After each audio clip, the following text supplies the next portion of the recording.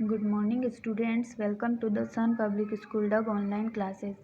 आज हम पढ़ेंगे क्लास 8 उर्दू का सबक नंबर 6 जो हमने पढ़ा था गारो। आज हम उसकी एक्सरसाइज यानी मश्क करेंगे। तो आइए देखते हैं। सबसे पहले है मायने याद कीजिए, यानी जो इस सबक में जो मीनिंग आए थे, जो कठिन वर्ड आए थे, उनके मीनिंग हम यहाँ पे देखते हैं। तो इसमें आया था मुआशरा, जिसका मीनिंग होता है समाज।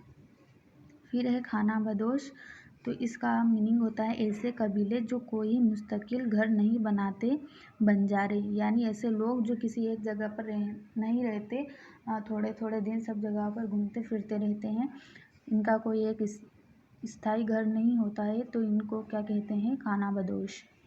फिर है खूंखार, यानी लहू पीने वाले दरिंदे यानी खतरनाक जानवर।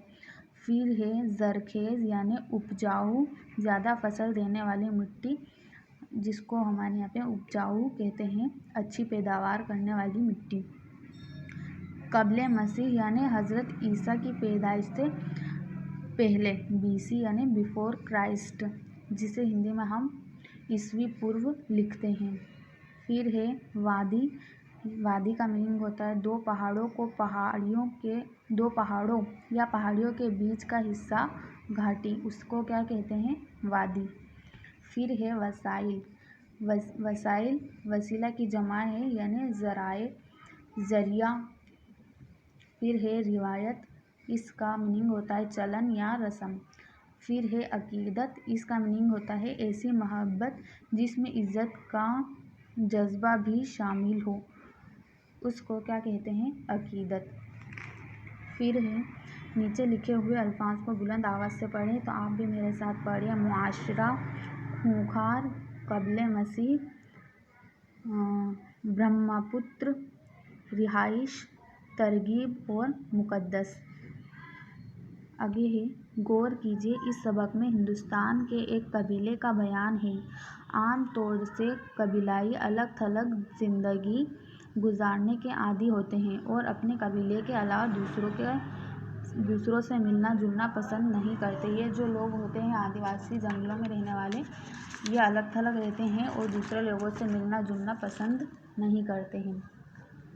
आगे है सोचें और बताएं, ये क्वेश्चन आंसर है। तो सबसे पहला क्वेश्चन है गारो कबीले के लोग एक मकाम पर क्यों बसना चाहते थे। तो जो गारे कबीले के लोग हैं वो एक मकाम पर इसलिए बसना चाहते थे क्योंकि वो लोग मिजाज से क्या थे, अमन पसंद यानी शांति पसंद करने वाले थे और मेहनती और कुदरत से प्यार करने वाले थे। इसलिए वो सब एक मकाम पर बसना चाहते थे कि वो खतरनाक जानवरों और ख़राब मौसम का सामना आपस में मिलजुल कर सके।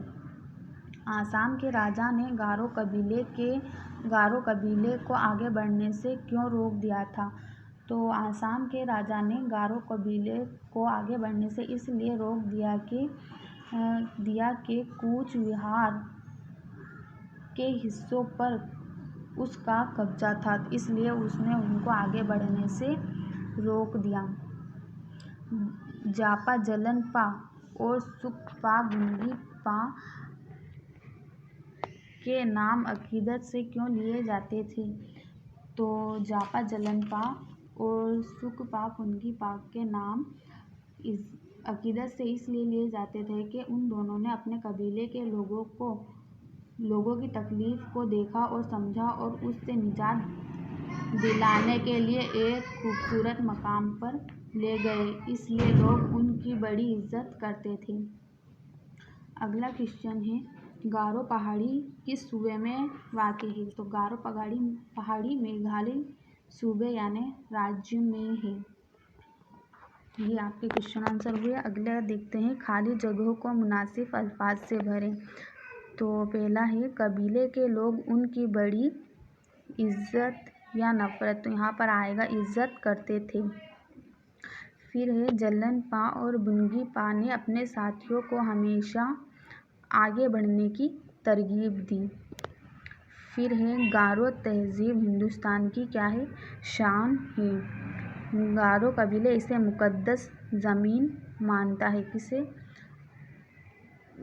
गारो पहाड़ी को।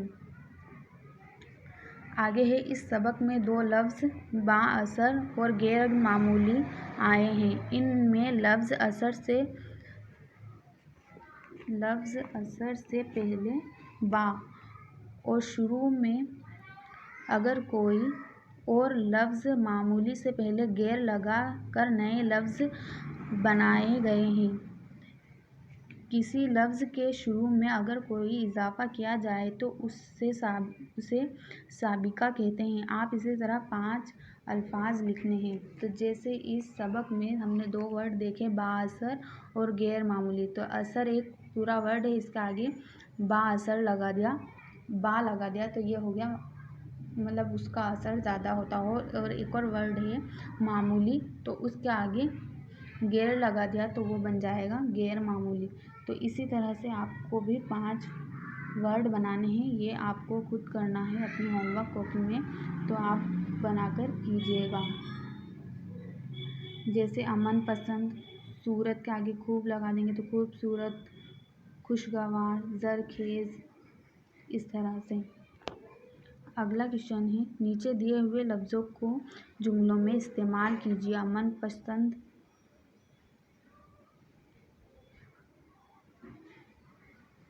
पसंद, खुशगवार, खूबसूरत, गैर मामूली और रहनुमाई, इन लफ्ज़ों को जुमलों में इस्तेमाल करना है। तो अमन पसंद को आप लिख सकते हैं कि गारो कबीले के लोग अमन पसंद थे। और गारो वहाँ के आसाम के राजा की शादी कर दी गई तो वहाँ का माहौल खुशगवार हो गया। खूबसूरत, गारो पहाड़ियाँ खूबसूरत थी। गैर मामूली का आप लिख सकते हैं